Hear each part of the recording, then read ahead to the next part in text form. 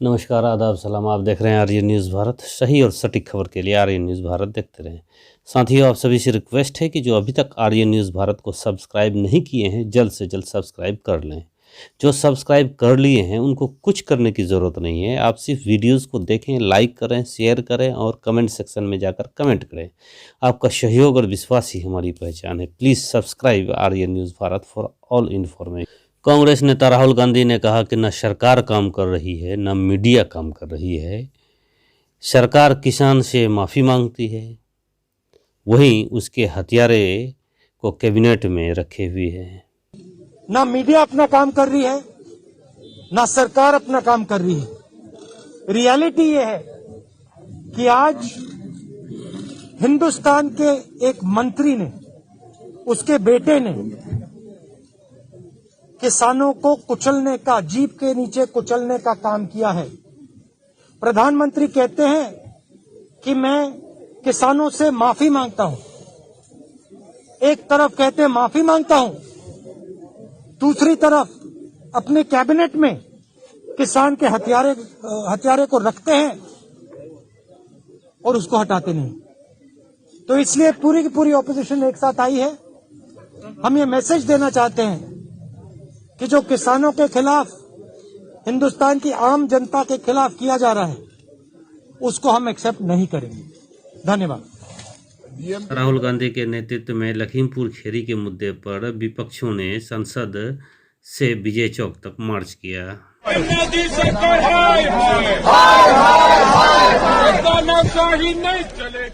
जातिगत जनगणना को लेकर आरजेडी अध्यक्ष लालू प्रसाद यादव का बयान, मामले को लटका रही है बीजेपी।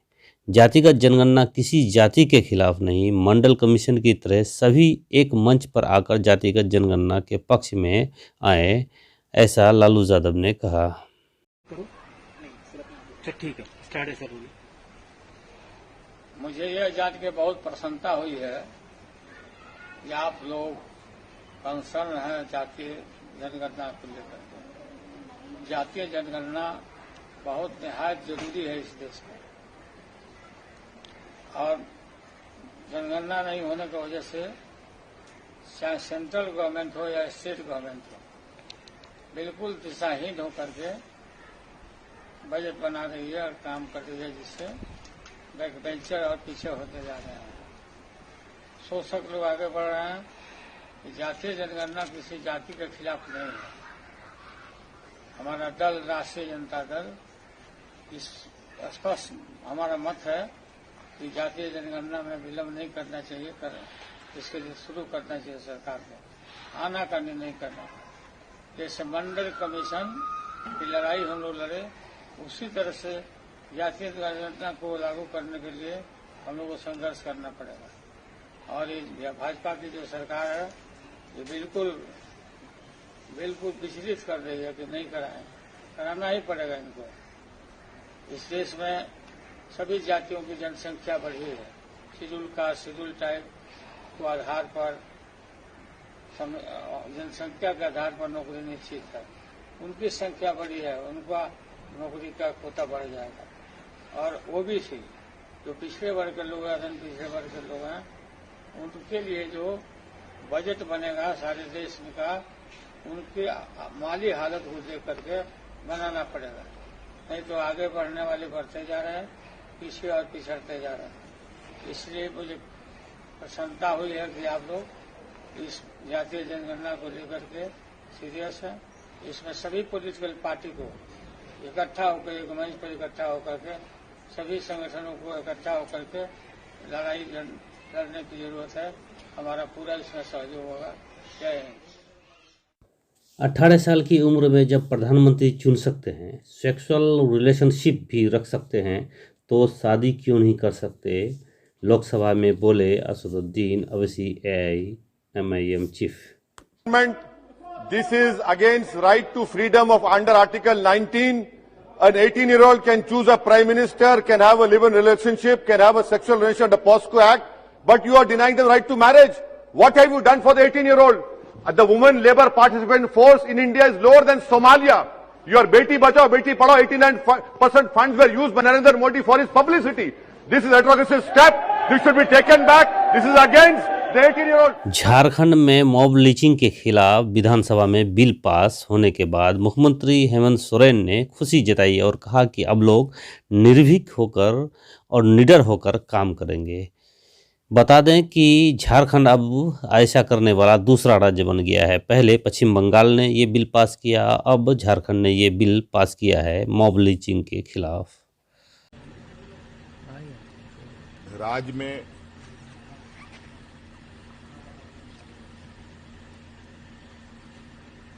राज्य के अंदर सभी समाज, सभी वर्ग सौहार्दपूर्ण रहे,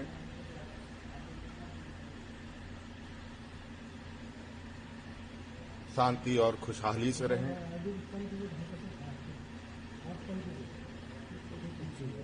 ये आपका हमारा सबका दायित्व बनता है और सभी यही चाहते हैं। लेकिन कभी कभी कुछ असामाजिक तत्वें जिसका ना नाम है ना पहचान होता है,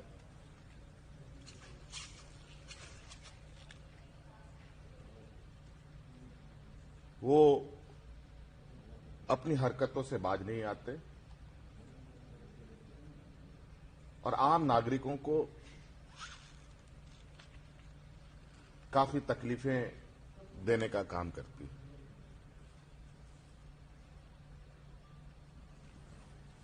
इसमें कोई भी हो सकता है।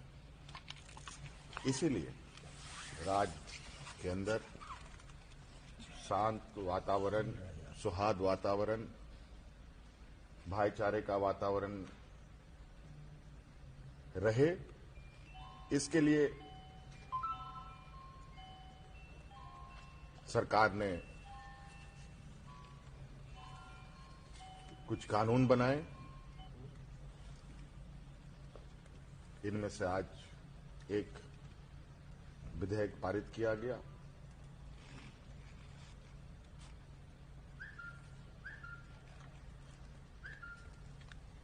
अभी सभी लोगों को अपने अपने कामों में, अपने अपने क्षेत्रों में निर्भीक। मुसलमान कभी विकास के लिए वोट नहीं डालता, वो हमेशा हिंदुओं के खिलाफ वोट डालता है। मुसलमान से हिंदू बने यानी वसीम रिजवी से जितेंद्र नारायण त्यागी बने के बयान सुनिए।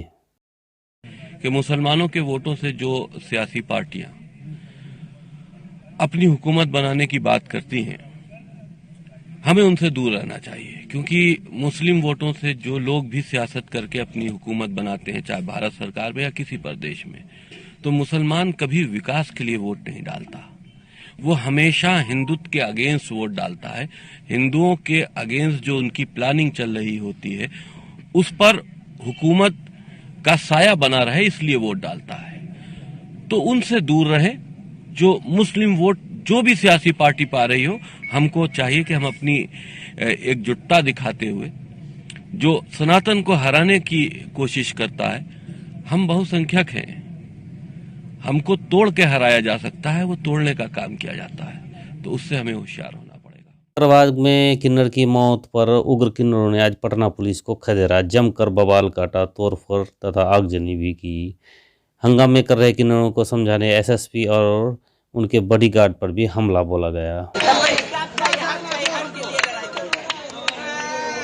मर्डर हो रहा है, आके बात कर लेगा। बोले फोन करके बात करने पर आ जाता है।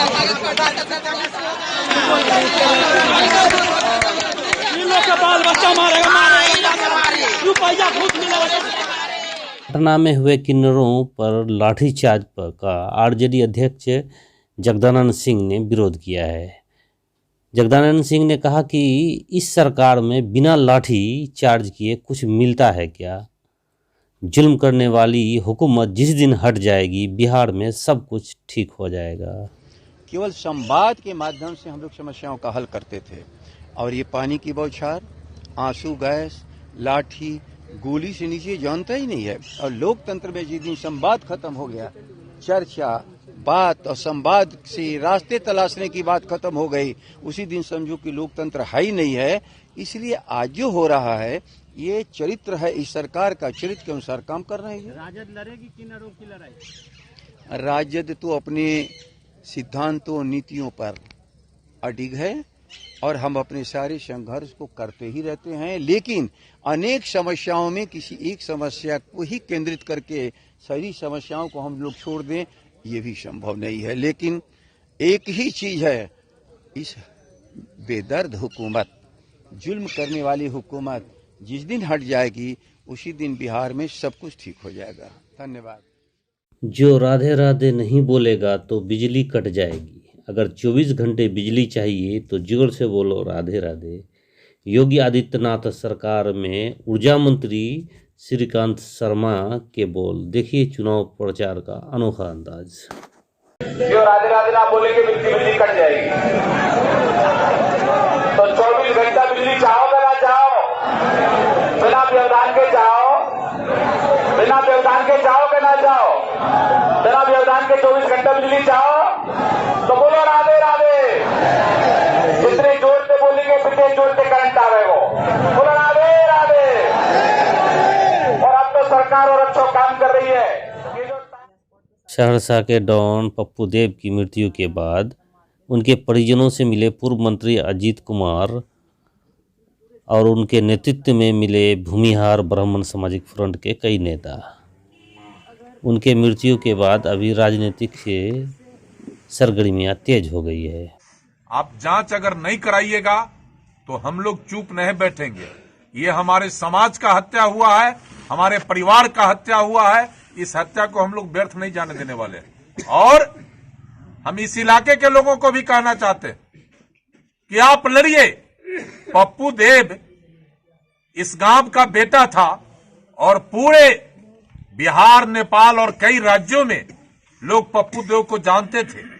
इसलिए आपका नाम, आपका प्रतिष्ठा उस व्यक्ति ने बढ़ाया है। इसलिए उसके शहादत पर, उसके मृत्यु पर, उसके हत्या पर आपको चुप नहीं बैठना चाहिए। और कुल मिलाकर भूमिहार ब्राह्मण सामाजिक फ्रंट जो हमारा संगठन है, इसको काफी गंभीरता से लिया है। हम चुनौती के रूप में लिए हैं। हम सड़क पर भी लड़ेंगे और न्यायालय में भी लड़ेंगे। और एक बात बड़ा खुलकर नीतीश कुमार जी आपको हम कहना चाहते हैं कि आपको 4 बार से इस राज्य का भूमिहार ताल ठोक कर मुख्यमंत्री बनाने का काम किया और आपके राज्य में पप्पू देव जैसे कई एक हमारे समाज के सपूत का हत्या हुआ है। और खासकर हत्या अपराधी किए हैं सो अपराधी किए हैं। बाकी आपका प्रशासन भी राजनीतिक चादर ओढ़कर और ऐसे लोगों का हत्या करके आपने हमें एक बार फिर मजबूर किया है कि हम फिर से सोचें। और आपको बता दें कि आप कार्रवाई अगर नहीं करिएगा, इस घटना का निष्पक्ष जांच नहीं होता है, तो आने वाले दिन में हमारे समाज का बच्चा बच्चा आपसे हिसाब मांगेगा। यही कहने आए हैं। बिहार के पूर्णिया में पटना हाईकोर्ट की बेंच की स्थापना करने की मांग संसद में आरजेडी सांसद मनोज झा ने केंद्रीय कानून मंत्री किरण रिजिजू से की। मेरे कई साथियों ने कहा हिंदुस्तान बहुत विशाल देश है सर। दिल्ली में एक सुप्रीम कोर्ट है। We need to think very seriously about 4 other benches of supreme court in different parts of India. और लगे हाथ मैं अपने बिहार की तरफ से एक मांग रख दूं माननीय मंत्री जी, सर पटना से पूर्णिया दूर है, एक पूर्णिया में हाईकोर्ट के बेंच की स्थापना होनी चाहिए। बिहार के मुख्यमंत्री नीतीश कुमार ने आज वाल्मीकि नगर में बोट सफारी का उद्घाटन किया। उन्होंने नौका विहार कर इस सुविधा का शुभारंभ भी किया।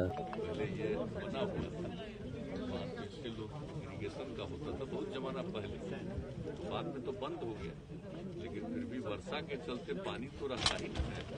तो उसी को देख करके इन लोगों ने जो शुरुआत किया है, तो देखें ठीक है, दोनों देख लेंगे तो और ठीक ढंग से इसको यहाँ से वहाँ लोग ट्रेवल कर सकेंगे, जा सकेंगे, सभी टूरिस्ट लोग देखेंगे। आप तो जानते हैं। ड्रोन के खतरे को देखते हुए सुप्रीम कोर्ट के वकील ने चुनाव आयोग को पत्र लिखकर चुनावी रैलियों को वर्चुअल कराने की मांग की।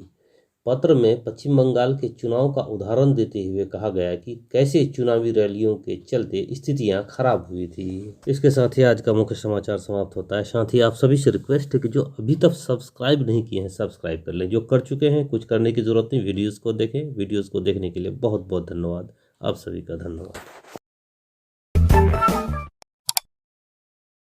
साथियों चैनल को सब्सक्राइब करें और बेल आइकन को दबा दें।